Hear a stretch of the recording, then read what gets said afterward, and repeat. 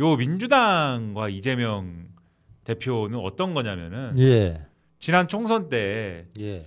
이재명 대표가 대체할 수 없는 뭐 민주당의 아주 강력한 그러한 뭐 그런 입지였느냐. 예. 근데 자신들은 그렇게 생각을 안 하는 거예요. 아, 그렇군요. 그렇기 때문에 예. 그때 당시에 이제 공천 논란 그래서 그때 그런 게 벌어지는 거고 예. 주류에 의해서 그런 일들이 벌어지는 것이고 그러면 이제 그런 상황에서 사실 그때는 뭐 그 총선에 그렇게 크게 이길 거라고 예상을 뭐 100%는 안 했을 거고 예. 그리고 윤석열이라는 사람이 뭐 계엄을 선포할 거라고도 상상도 안 했을 것이고 그렇죠? 예. 그런 상황에서 어쨌든 그렇게 한 거였는데 총선을 국민의힘과 윤석열 정권이 이제 폭망을 했지 않습니까? 예, 그렇습니다. 그러면서 어쨌든 간에 그 공천에서의 논란과 뭐 이런 걸 토대로 해서 국민의힘이 뭔가 반격을 막 해가지고 어느 정도 이재명의 민주당 요 구조를 예. 견제했으면 또 상황 달랐을 건데 예. 그랬으면 아마 민주당 내에서도 대안 세력을 자처하는 분들이 뭐 또 생기고 막 이랬을 건데 예. 그게 아니고 아니 그렇게 해가지고 이재명 대표가 만방 이겼는데 뭐 어쩔 거냐 이렇게 된 거예요 민주당은. 예. 그렇게 된 거고 거기다가 비상계엄을 불법적으로 선포해가지고 자폭을 해버린 거잖아요. 예, 그렇습니다. 이자들이. 예. 그러니까는 와 해가지고 이제 싸움이 붙었는데 지금 이 내부에서의 이 생각과 여론은 뭐냐면 예.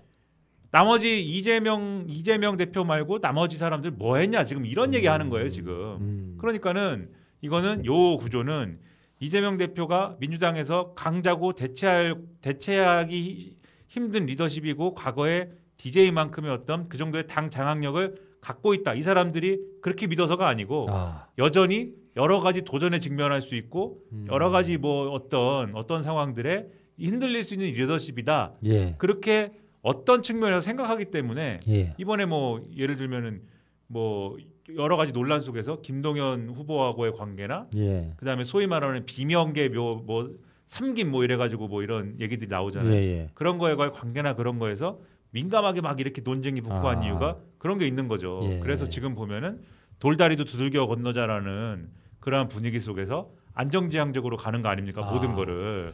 그래서 그런 건데. 그렇군요. 근데 이게 만약에 예.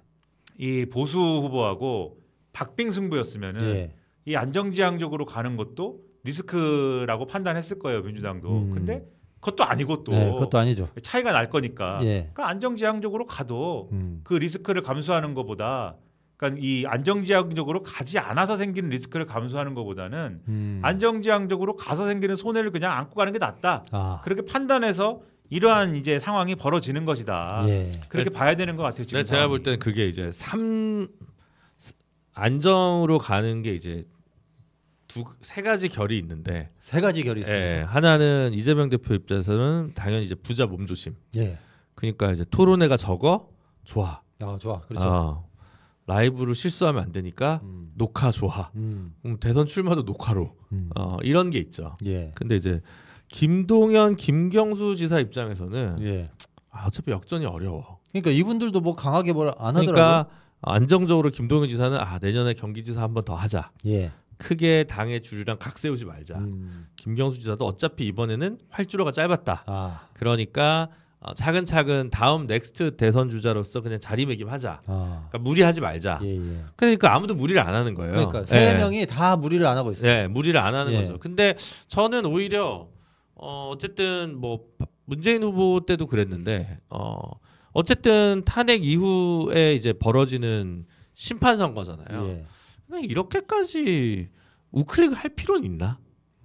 거기에 대해서는 이제 진보정당 뭐 지지하는 사람 입장으로서는 오히려 이럴 때 2017년에 이재명 후보가 했던 이야기들은 굉장히 진보정당의 존립 이유를 묻게 할 만큼 라디컬했거든요. 라디컬. 네. 그랬는데 그거에 비하면 과도하다. 어차피 말을 줄일 거면 그건 이해할 수 있죠. 근데 굳이 이렇게까지 오른쪽으로 가야 되나?에 대해서 저는 이제 의문이 있다는 거죠. 아마 스스로 그렇게 평가하는 것 같아요. 오늘 나온 반응이나 뭐 보도나 이런 걸 종합을 해보면 이제 좀 왼쪽에 사실 문재인 정권이 그랬던 거잖아요.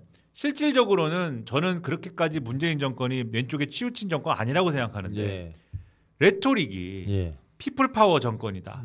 이런 거 있었고, 그렇죠. 근데 부동산 정책이나 이런 거에 의해서 이런 것들에 대해서 공격을 굉장히 많이 받았잖아요. 예, 그렇습니다. 그게 엄청난 무슨 뭐 좌파적 정책인 것 마냥 그 종부세 조금 하고 예. 이런 것들이 엄청난 거 한마냥 공격을 많이 받았잖아요. 예. 근데 그렇게 하고 나니까 이 역공을 받지 않습니까? 예. 역공을 받잖아요. 그래서 이게 뭐 당선되는 것도 당선되는 거지만 이후에 정권을 유지하고 그 다음에 상황에 대해서도 여지를 안 주겠다. 지금 이런 상황인 것 같아요. 그래서 오늘 중앙일보 기사 제목이 예. 반문교사입니다. 반문교사예요. 네, 반면교사가 아니고 반면교사가 아니고 반문교사다. 예. 그렇게 가는 것 같은데 예. 그러면 저는 뭐 그렇게 간다고 하면은 저는 오히려 그런 구도가 또 이 예. 이후에 진보 정당 진보 세력한테는 나름의 어떤 기회일 수는 있는 것이다. 그것이. 예. 그러면 예. 또 그거를 살리려고 노력하는 전략이나 이런 것도